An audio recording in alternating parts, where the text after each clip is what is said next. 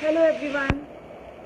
Today I am here to seek your happiness and to give you a happiness mantra.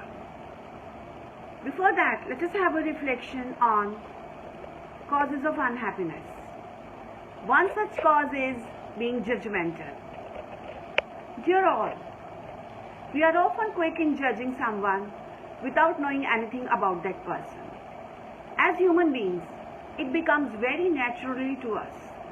We have a specific set of logic that we have formed over the years, the conditioning of our mind and our beliefs that form the basis of our judgment. Sometimes we are too fast in jumping to conclusions without actually knowing the facts. If we form an opinion about somebody based on these assumed facts, then it may pose a considerable threat to developing good relations.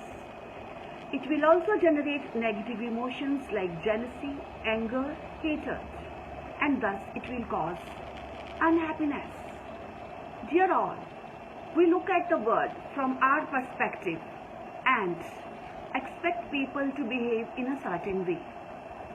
When our expectations are not met, we form a judgment about that person. He's short-tempered, he's not nice, like that. It is important to understand that the behavior of a person at a certain time is governed by a lot of factors. The person may not be in the best of the physical health. It may not be right to form an opinion about that person and retain on the basis of transient things.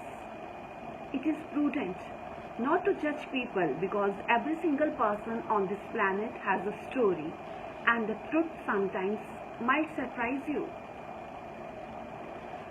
Dear all, human beings are bestowed with innate power and potential to be successful and happy. However, most of us are not able to do so. Do you know why? Because we are judgmental about ourselves too, most of the time.